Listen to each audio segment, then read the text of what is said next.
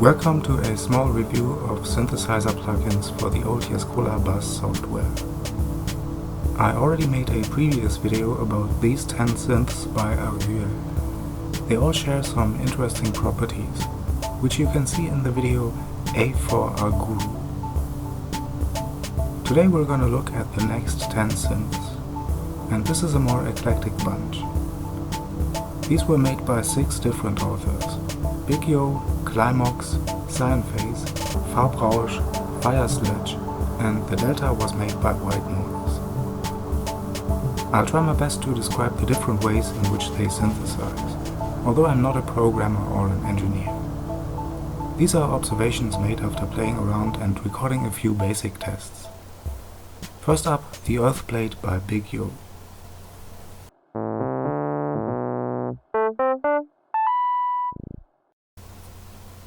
I would categorize the Earth Plate as a physical modeling synthesizer. It models an electric piano, which of course has physical acoustic components that are then electrically amplified. But when I first played with it in this test session, I intentionally went in blind. It doesn't say electric piano on screen, and the control parameters don't really convey the instrument type either. So I didn't think about electric piano when I started programming the pattern editor. That is the main method of input in this tracker-inspired software, although many of its machines are also optimized for MIDI control. For now my focus is entirely on pattern programming, and I won't be using MIDI inputs. But it is worth keeping in mind that this would probably be more electric piano-like if I had played something with 2 hands on a keyboard.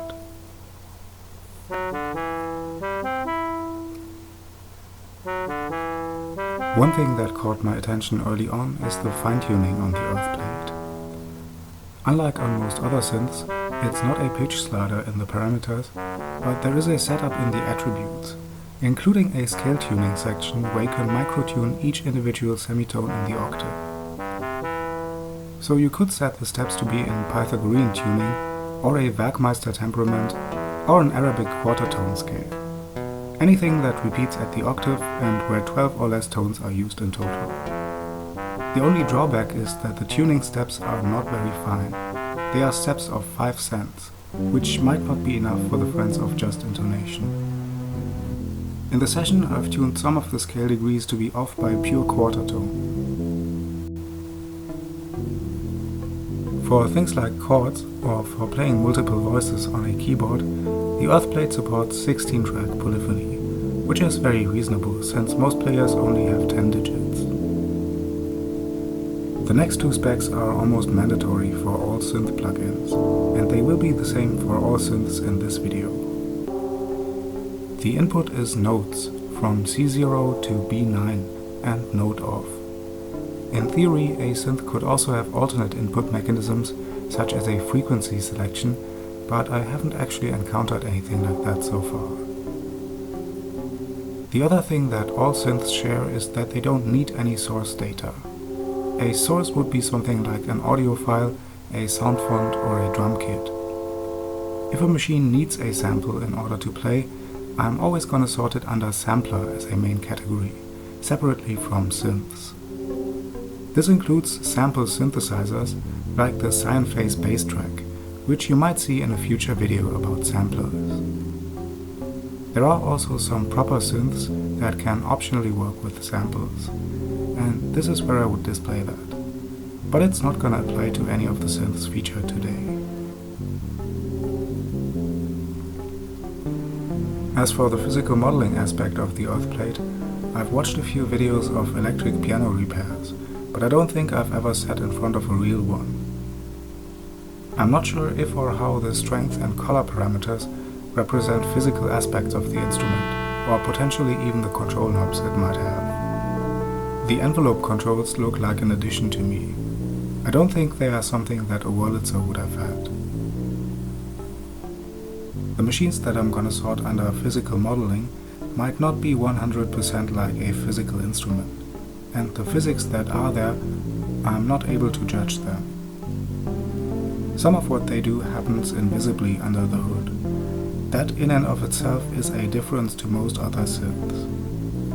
In a normal additive subtractive synth, Most of the synthesis operations are directly accessible as parameters, and they are applied to an oscillator signal, which can usually be set to a very simple waveform like a sine wave. On physical modeling synths, the sound cannot be reduced like that. The modeling can't be taken out of the sound. This can make it harder to take measurements, but I got everything that I needed. The earth plate is tuned to A equals 440 Hz, which isn't always the case, as we will see again later today. The same thing goes for the octave and key. The earth plate does not transpose. And furthermore, the pitch is independent of the sample rate. It stays the same no matter what sample rate you work in. Again, there are some synths where all of that is different. These are all the main stats for the earth plate as I've currently assembled them. The microtonal scale tuning feature is only shared by one other synth in Buzz that I've seen so far. And that's the other one by Bigyo that you're also hearing in this track. Bigyo Wood One.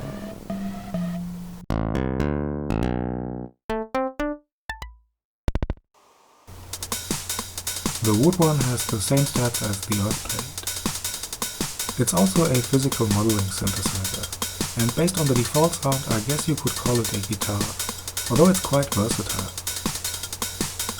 The description only states that it's based on some physical modeling techniques, which also means that it's not necessarily one complete model of one physical thing. For the lack of a better word, it's on the more synthetic side of physical modeling, with many parameters that an additive subtractive synth would also have. I've used it as a percussion in this recent track that I made on the side. It was intended for a techno live set, which hasn't materialized yet. The earth plate is also in this track, doing the offbeat blitz, which is set to an overdrive and a soft grip. The Wood One plays the agogo.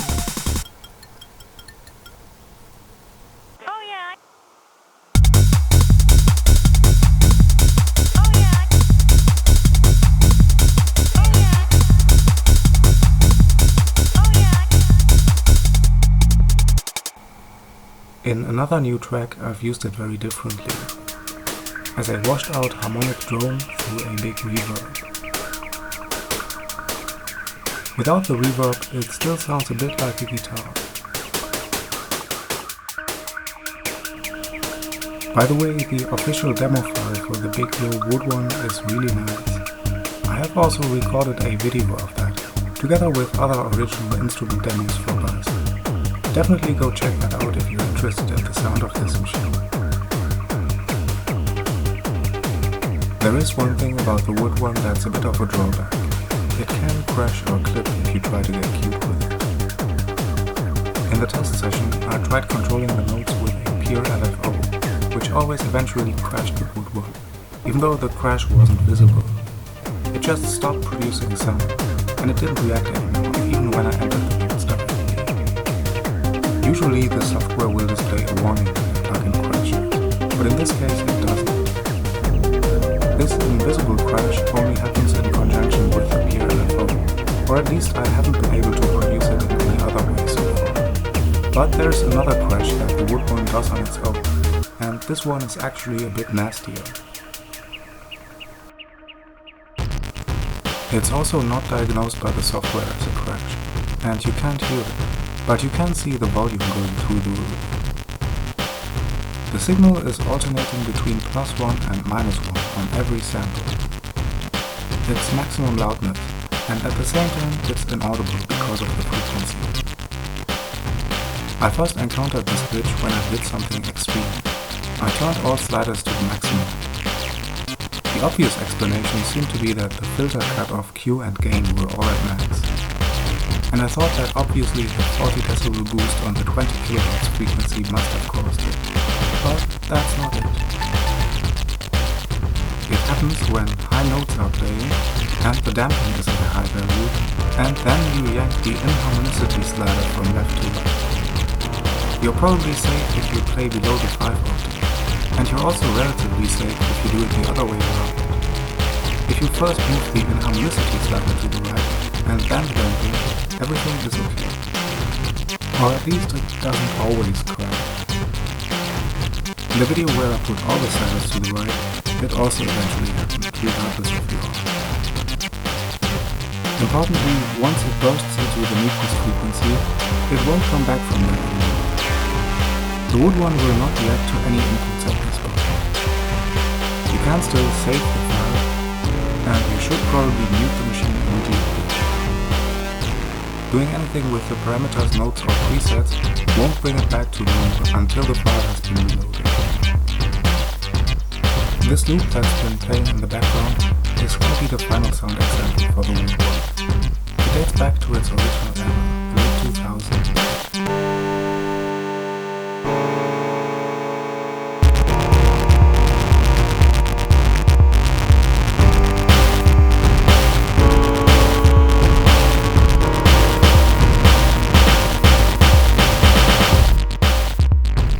For some reason, I never really used the Wood One afterwards. I only brought it back again this year. The same thing is also true for the next machine, the Climox 313.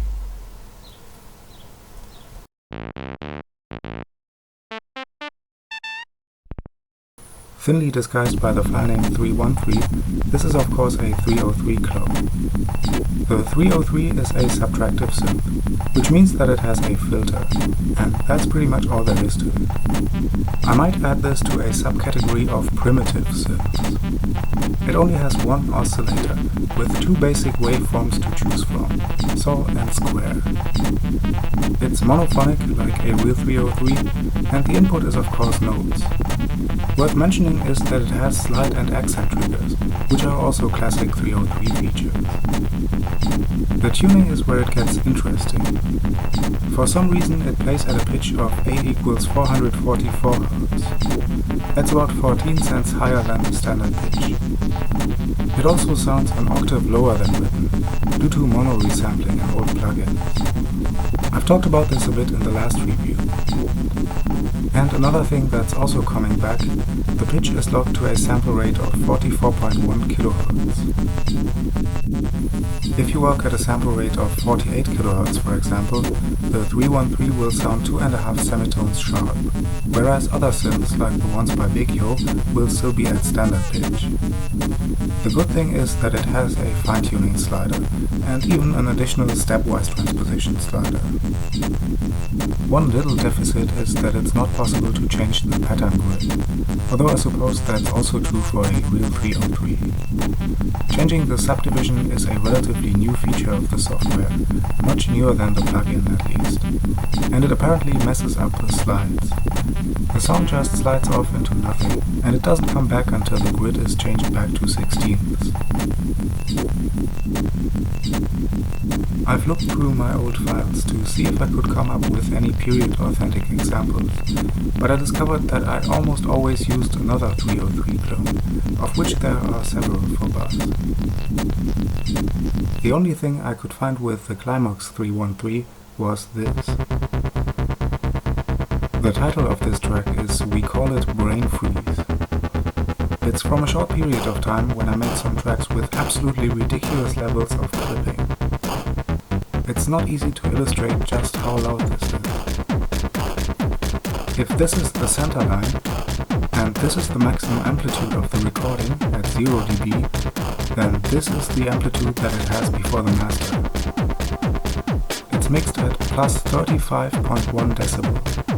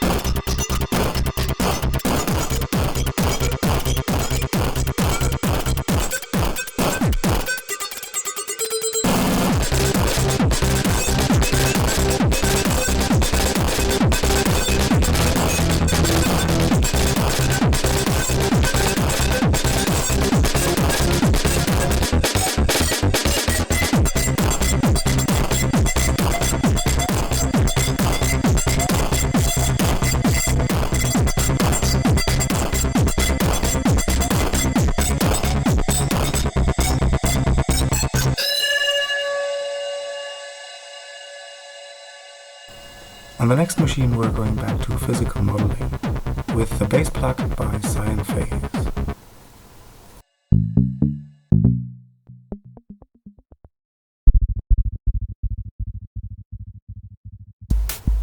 The CyanPhase bass pluck is a plucked bass.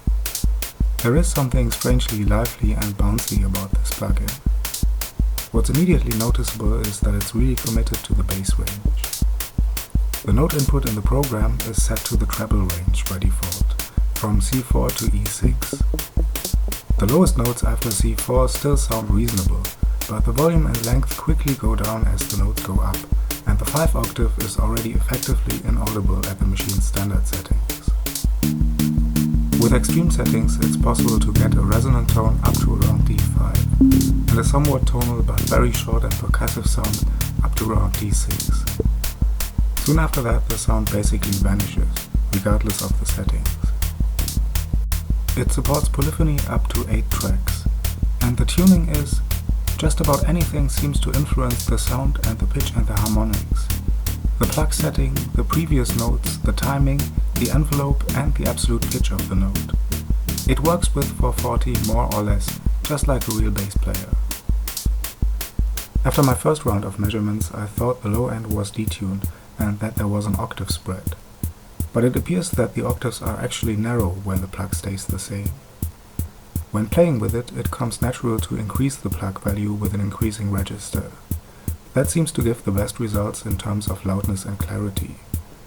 But what it also does is it shifts the frequency of the fundamental, which to some degree compensates for the narrow octaves, until at some point, depending on the note and the pluck value, another new fundamental emerges from below that's not in tune with either the old fundamental or the written pitch.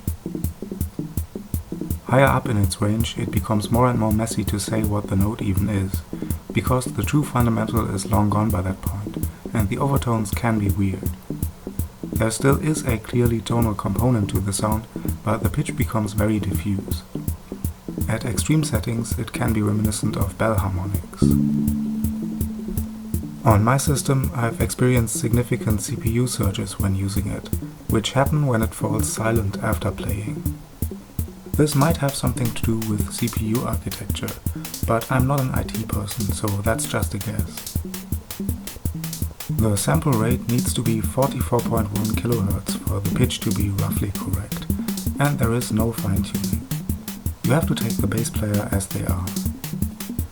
Also, it has sometimes happened to me that the bass plug loaded without sound. It is a beta version.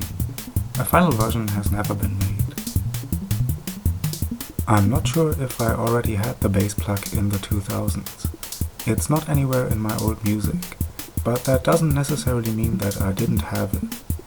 For the next machine, I know that I must have had it even though I never used it. And that's the PicoFlute by CyanPhase.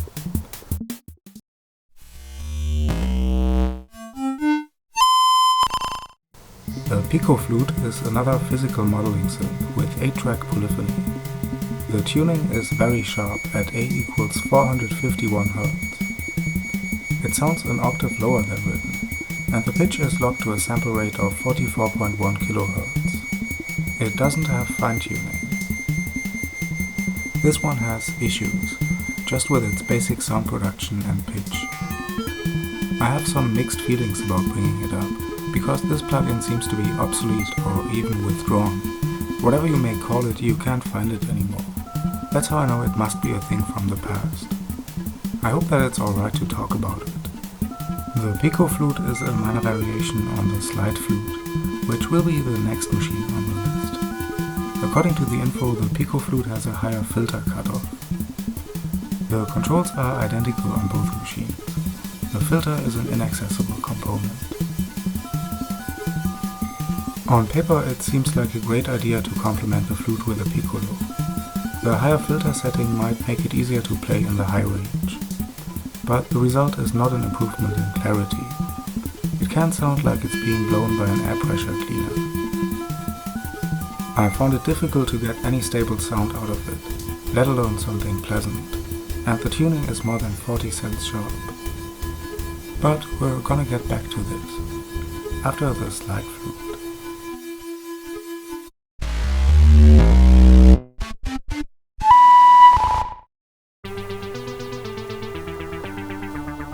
The slide flute sounds like a core memory from early music education.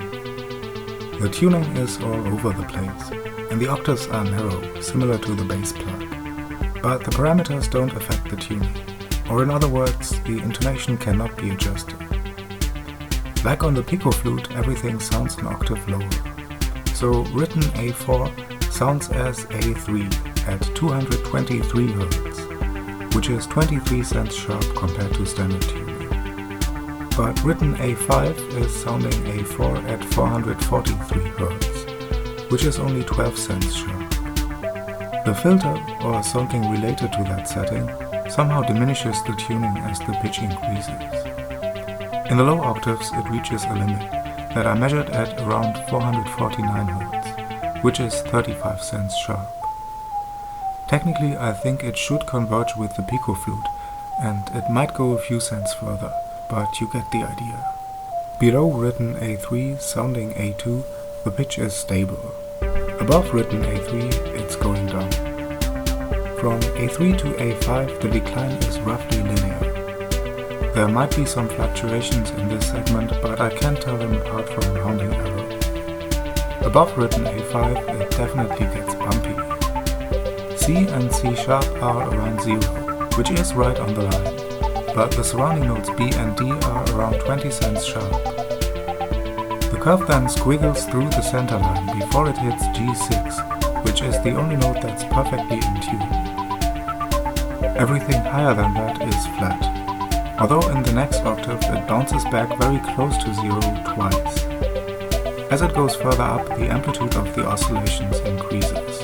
In the highest octave of the concert flute, G sharp produces exactly the same pitch as G. This step is exactly 100 cents apart. Some notes are now more than a semitone flat. At B there is a last big bump, shortly before the curve ends. It looks a bit like a filter curve to me, although I don't know why these steps are all perfectly 100 cents apart, which means that both notes in each of these pairs sound the same. The highest possible notes, C sharp 9 and D9, both sound as D8 minus 195 cents, which is of course the same as C8 plus 5 cents. This note needs all of the sliders for pressure, feedback, attack and sustain to be at maximum, or otherwise it won't sound. Any higher notes cannot sound at all. I never analyzed this before, and I think I didn't even consciously question the intonation. But this must have been a part of why I always struggled to use the slide flute productively. The most serious I ever got with it was probably in this track from the late 2000s.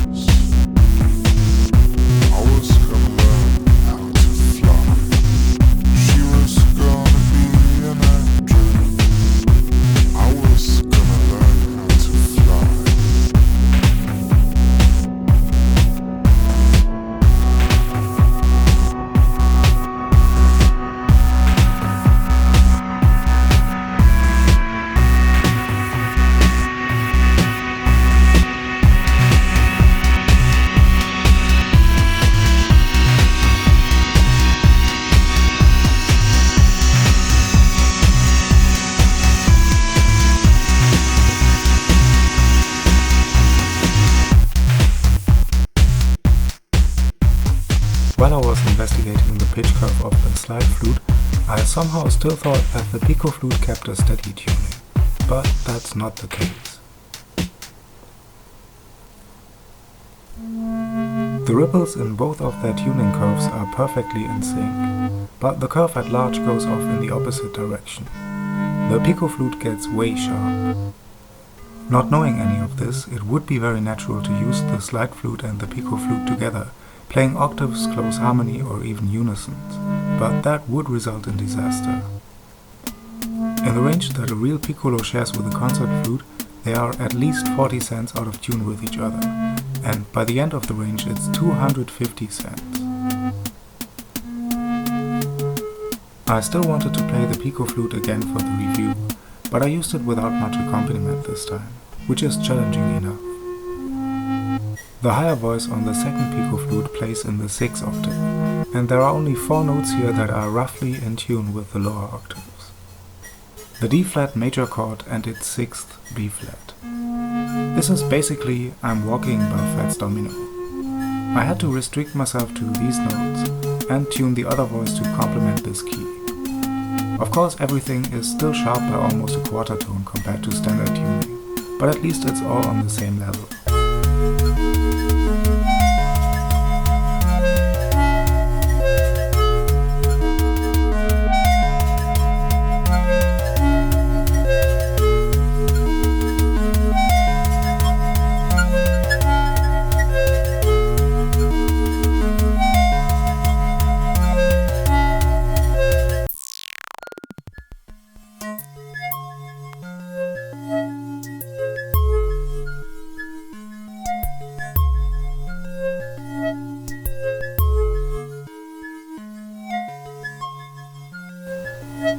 For the next machine, I already have a wide selection of sound examples. CyanPhase VibraSynth 1.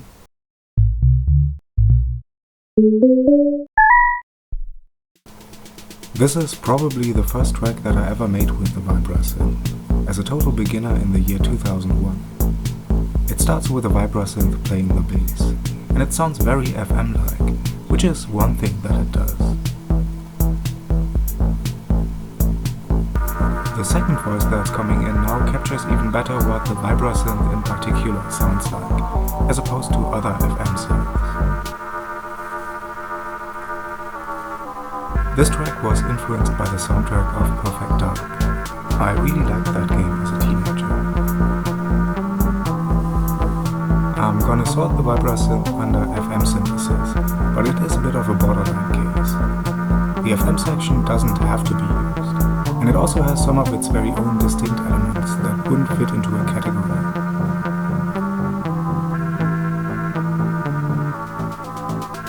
If I was to describe the VibraSynth, I would say it's about sound degradation.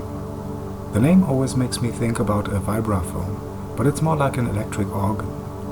It has different vibra types, where vibra or vibra stands for vibrato. But that's not the only thing that the vibra types do. Their tunings and harmonic profiles are also different. They are different instrument timbres. And then there's also the onboard bit saturation effect. The VibraSynth has a decayed lo-fi appeal, like it's intentionally a little bit out of whack. Typically, I would use it for moody atmospheres like this, with slow-moving chords or drones.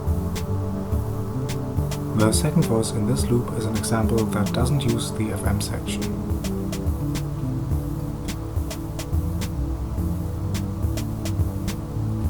While I can say without a doubt that the tuning is 440 based, it's also usually not what you get. As mentioned, most of the vibra types are detuned by some amount. Some harmonics are sometimes on pitch, but it always borders on being out of tune with itself, through its chorus-like additive layers of detuned harmony.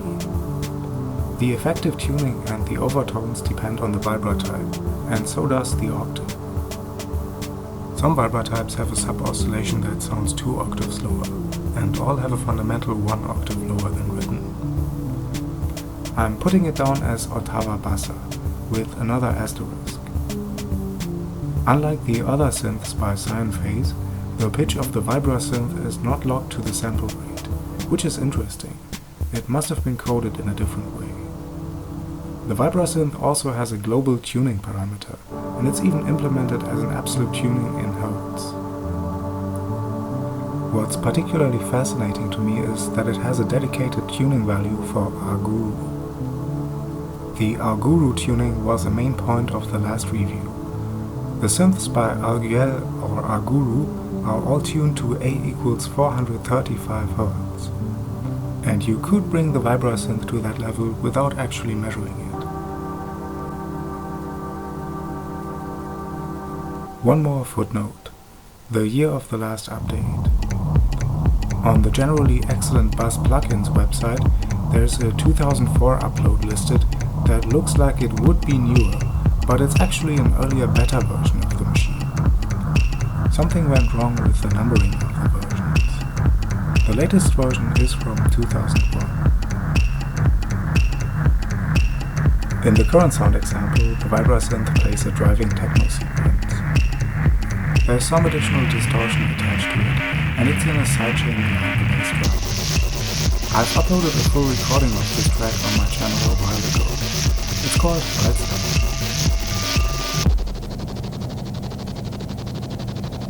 And we have 20 more seconds for a quick one. The VibraSynth doubles the offbeat bass with a noisy mid-range step.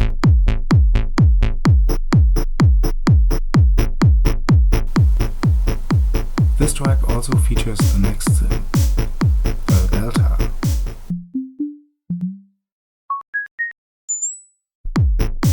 In this context, the delta takes the function of a snare drum. And it can also work nicely to double a snare drum. For some time I used to almost sneak it into my tracks as a sort of signature sound. The delta does not have a filter, which makes it extra dry.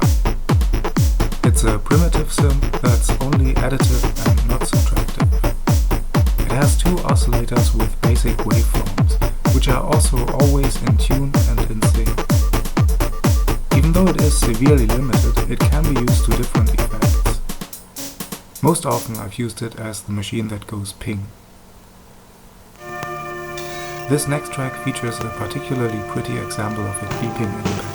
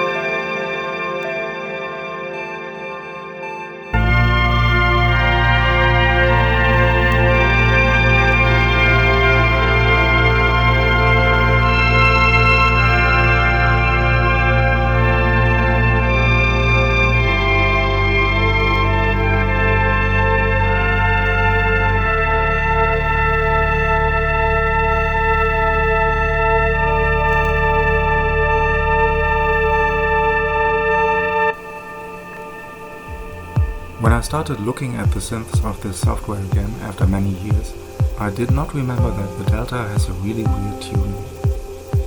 All of the notes are in tune with A equals 440, but they are not in key, and an octave is not an octave. The interval that's written as a jump from A up to C in this track does not sound as a minor third. It sounds as a perfect fifth. For some reason, on the delta, the interval from B up to C is 5 semitones. The lowest octave, C0 to B0, sounds at pitch. But then with each new octave, the pitch increases by a major third. C1 sounds as E1. C2 sounds as G sharp 2. And then after 3 thirds, the pattern repeats at the octave. C3 sounds C4. Which also means that A3 sounds A4 at 440. It repeats again at C6, and in theory this goes all the way up to B9, which would sound as B12. But this is of course way beyond the range that could be perceived by humans, or even recorded as audio. The top notes don't render at all, although it does go into the ultrasonic range. And a little bit of frequency wrapping can be observed with a sample rate of 44.1 kHz. It's not a problem to change the sample rate, since the pitch does not depend on it. The missing tones between the octaves cannot be played, or only 2 of them might be accessible by using the fine-tuning. One mildly curious stat is that it supports polyphony up to 3 tracks. Most machines that are polyphonic have 8 or more tracks, usually a multiple of 8. The name of the machine is just Delta, which is why it appears here in the alphabet under D. Most plugins start with the author's name, but a few of the very old ones do not. The author, WhiteNoise, also made a few other synths, which are sorted under W, so these will come in at a much later point. I know that there is a Delta 2 there, and I'm already looking forward to test it. We have 2 more synths today, and the next one will be quick. Farbrausch V2.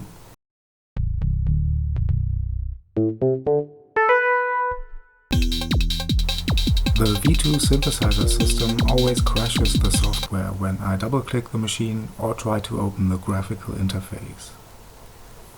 Without the interface, practically none of the synth's features are available. The only thing you can do is go through its preset selection.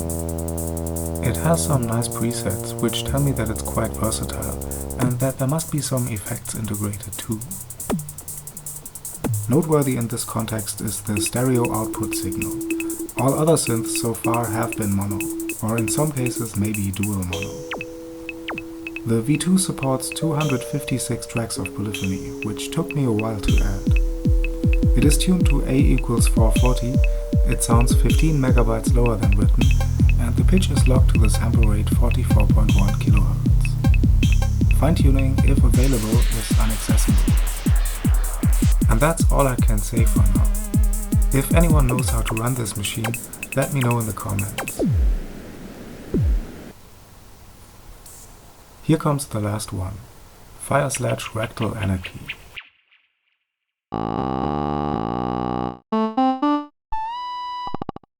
The RectalAnarchy by FireSledge is a physical modeling synth again. This one specifically is a formant synthesizer. It models the human voice singing vowels. In this track I've used it more or less like a normal synth, but you might still be able to hear the voice going wow wow wow wow wow, which can easily lend a comical quality to the sound, especially with a thick and fast LFO on the formats and a relatively dry mix. The RectalAnarchy supports 16 voices, is tuned to A equals 440, but sounds an octave lower than written, and is locked to the sample rate, without an option for fine-tuning. An update was released in 2010, although this was just a recompilation of the same source code. I switched to the recompiled version at the end of test session 14, but I ended up cutting it from the episode.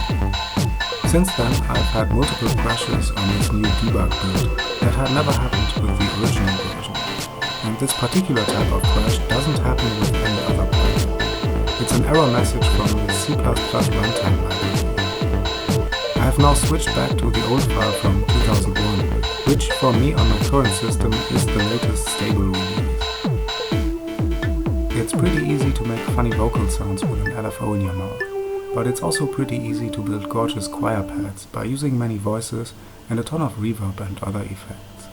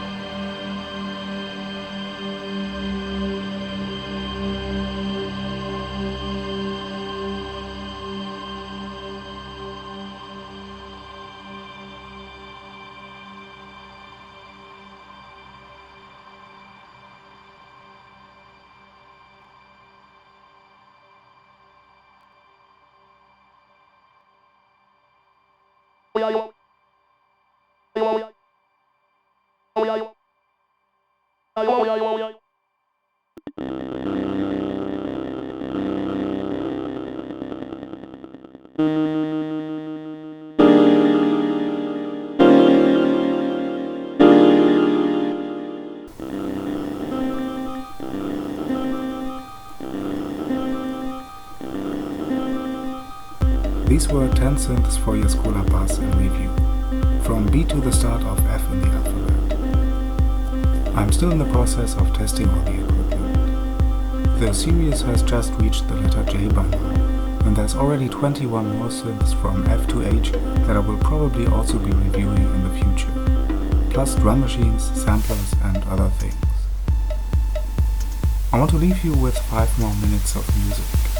This is Synthwork signing out.